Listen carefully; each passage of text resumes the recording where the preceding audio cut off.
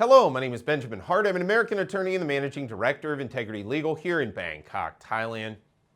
As the title of this video suggests, we're discussing all this digital totalitarianism and the constantly vaunted middle income trap that Thailand needs to constantly worry about falling into. I'm just going to jump in here. Bangkok Post, bangkokpost.com article is titled, World Bank Calls for Thai Economic Restructuring, which, first of all, I'm really tired of all of these foreign organizations, globalists, supranational, whatever you want to call them, coming in here and constantly telling Thailand how they need to do everything differently. Meanwhile, Thailand's fine.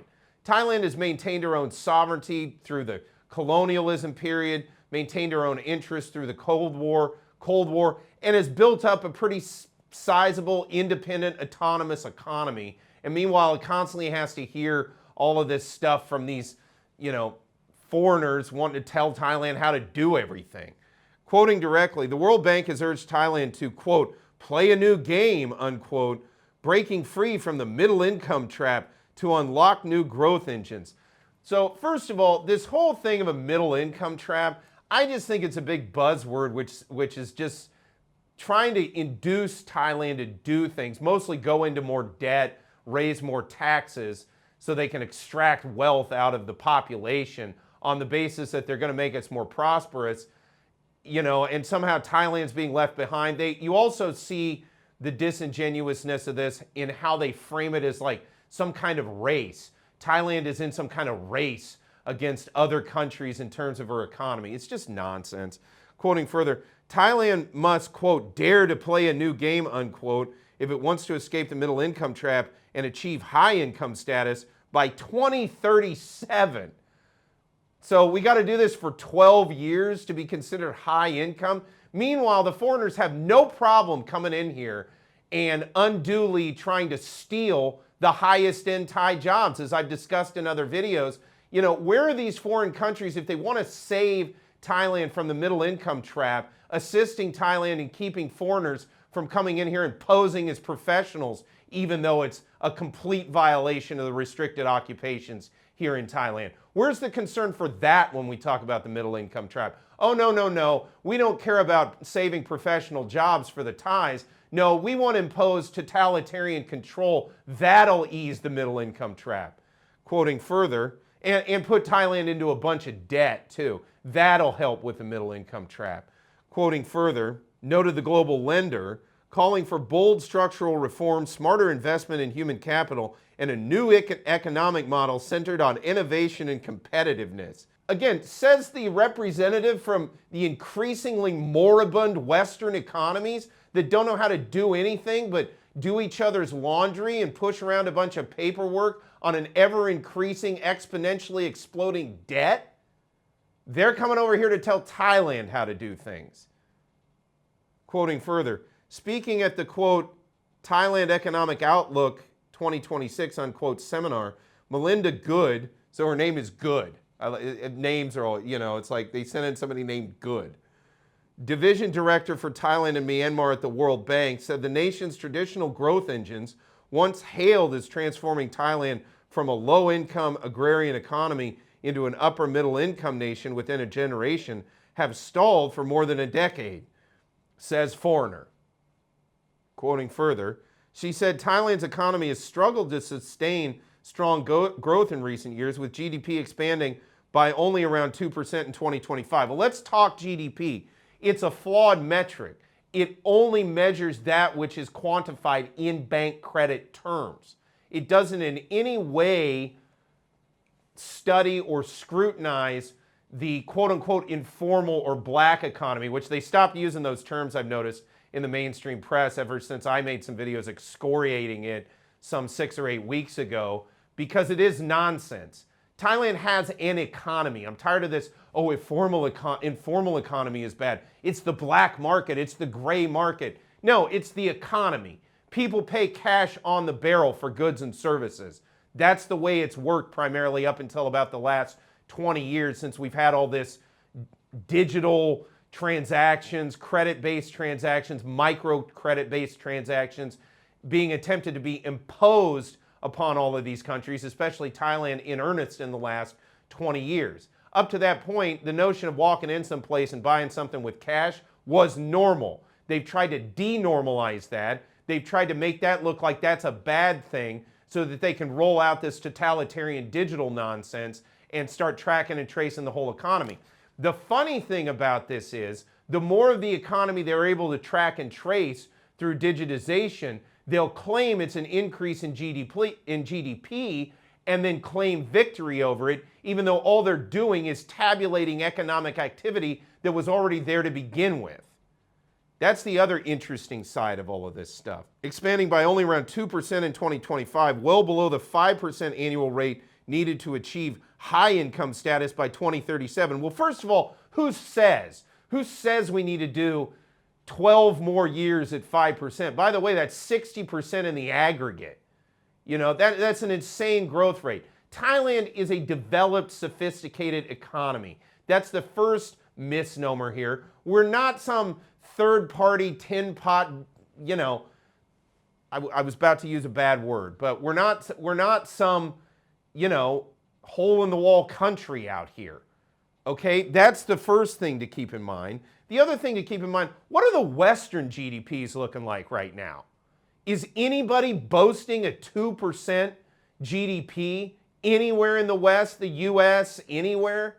And if they are, I'd love to see the numbers, you know, because again, we've seen all kinds of things happen in the Bureau of Labor Statistics back in the United States, layoffs over there. Turns out, oh yeah, we front-loaded the jobs report, so therefore that's not what we said it was. All kinds of chicanery. You know, these metrics are flawed to begin with. As I said, GDP is a metric of only that part of the economy that's basically quantifiable in terms of bank credit. You know, and then on top of it, they're talking about how Thailand needs to worry about its 2% growth rate from a bunch of countries who collectively couldn't have the growth rate to put together a backyard barbecue when compared to anything going on out here in East Asia. So come on, give me a break. Quoting further, despite these challenges, the World Bank still believes Thailand has significant potential to regain momentum. Ms. Good urged the country to capitalize on its existing strength, including a strategic location in Southeast Asia. Yeah, we get it. We're located in the middle of ASEAN. That's your big tip? Use your location? Okay. Quoting further, robust digital infrastructure. Yeah, right. We need more of that. So we need more of capping the amount of money people can transfer on their digital accounts. We need more Orwellian biometric readings to access your own money. We need more lines around the block to get in and try to access quote unquote frozen accounts, which were frozen with no due process based on some nonsense about mule accounts or whatever buzzword they came up with yesterday. And we need more of that. Really, that's going to lead to dynamic growth. That robust digital infrastructure, which we were all told was going to make things more convenient, faster. And what's the result? We've seen them basically, liquidity is seizing up. We're seeing the velocity of money seizing up. It's less convenient. And now you're having to go in and go through all sorts of neo-Soviet steps to get your own money out of the banks. Yeah, thanks a lot for the tip, World Bank. You know, I may put up the sell crazy someplace else, we're all stocked up here meme from As Good As It Gets for the thumbnail for this video, because that's kind of how I feel when I'm hearing all this robust digital infrastructure nonsense. We've had robust digital infrastructure about 6 weeks now. It's doing no good for Thailand, both on the individual level as well as on the macro level. Quoting further, and a strong global reputation for quality products, channeling these advantages into 5 key future industries. Digital services. Notice over and over again throughout this article, digital, digital, digital, digital. You know, is that a coincidence? And is it a coincidence that all of this digitization has done nothing but add red tape to every little thing anybody used to be able to do as a matter of course to just get on with their life here in Thailand? Quoting further, digital services, advanced in green manufacturing. Yeah, I love green, whatever that means. Quoting further, agribusiness, kitchen of the world. Okay. Sustainable and wellness tourism and the creative economy. So, okay, a bunch of quote unquote content creators over here not really adding very much and just throwing in their 2 cents about how Thailand works, oftentimes to the detriment of the brand Thailand, as well as wellness tourism. What does that mean? We already have wellness tourism. There's all kind, Thailand's one of the greatest places on earth for medicine in terms of the medical profession. We've got plenty of that. That's a big innovation. That's a big tip. Come on. Quoting further, to unlock these growth engines, she said Thailand must focus on 3 versions of competitiveness. Okay, what are those? Green. Okay, the color green? What the hell does that even mean, green? Just per se green. Digital. So just digital. Yeah, again, notice throughout this whole article, digital, digital, digital. Chain yourself to the grid. That's going to bring economic prosperity. And services. So so just these 3 words. What is it Lenin said? We shall win by slogans. Green, digital, and services. Thailand already does services. And by the way, we turned the U.S. after the giant sucking sound, to quote Perot, in the aftermath of the passage of NAFTA. We turned the U.S. into a quote-unquote service economy. How's that working out for everybody over there? Are the balance of payments going our way? Is the balance of trade going our way ever since we went to a services economy, everybody doing each other's laundry? And this is the big plan for Thailand. The color green, digital everything, so they can track and trace everything, and then go to a service economy, which means what? Hollow out our manufacturing base the way they did it back in the U.S.? Is that the big plan? Because it didn't work out so well for everybody. It's one of the big reasons I live here, because I saw the demographic and economic trends some 20 years ago, and to my mind, especially after I discovered Thailand, this was a pretty good place because it was going against all of those trends. And by the way, Thailand has turned out to be better off for it. So I got to be honest with you, green, digital, and services might be things for Thailand to inherently avoid moving forward. There might be certain instances where it might be the right thing to do that, but probably the default position should be against such notions. That said, quoting further, Ms. Good said Thailand's structural transformation has been frozen for more than a decade, with the share of agricultural employment remaining high and the economy yet to transition meaningfully towards high-value manufacturing or technology-driven farming. Where are either of those in the American economy? What in the heck are Americans manufacturing at this point? This is the kind of advice that's given to a country to not gain those attributes. Again, they're haranguing Thailand for a 2% growth rate, hailing from a country that can't get to that number in their own right. Quoting further, quote, investment in flood management, water management, and sustainable agriculture is just as crucial. Well, forget the word sustainable, which is another one of these buzzwords. But yeah, flood management, water management. You know who is pretty good at that? The Thais themselves. They know how to do flood management and stuff. It's not like they have a mega city in a flood zone. They can figure it out. Quoting further, for instance, Thailand's green water management initiatives in the Eastern Economic Corridor will yield long-term benefits for both sustainability and investment. How and why? These platitudinous statements are just made apropos of nothing. They don't explain why any of that's going to happen. It's just, oh, it's green, therefore it's the color green. It's good. Whatever. Quoting further, Ms. Good said Thailand's investment in research and development and education for future-ready skills remains far below that of economies that have successfully escaped the middle-income trap, such as South Korea. Okay, South Korea went a different way. South Korea's got 27,000 American troops sitting inside of its country. It's got all kinds of different attributes to Thailand. It's not the pure and perfect model. And then they go on to do the thing that they always love to do to Thailand, quoting further, or rapidly advancing peers like Vietnam. They're constantly putting Vietnam out there as something Thailand needs to emulate or compete with, or Vietnam's going to beat you.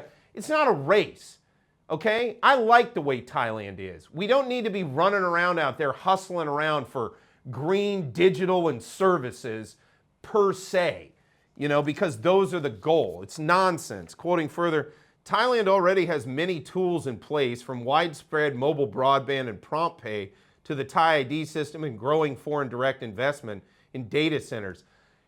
Yeah, I wouldn't necessarily just classify those as all just net positives. Okay, I like the idea of foreign investment into Thailand's IT infrastructure in the form of data centers, but I have no illusions as to what those are. Those are effectively data gathering tools to in a more Orwellian manner, monitor, track, and trace all of our transactions. Meanwhile, prompt pay and the Thai ID system in and of themselves are some net benefit. They are tools, but, again, our economy was working fine before all this digital stuff was brought in. If anything, it's just added red tape, as has been evidenced by all of the anecdotal evidence we've been hearing the last 2 months. Quoting further, however, the Thais are highly connected digitally, while only about 5% possess intermediate level digital skills. What the hell is an intermediate level digital skill?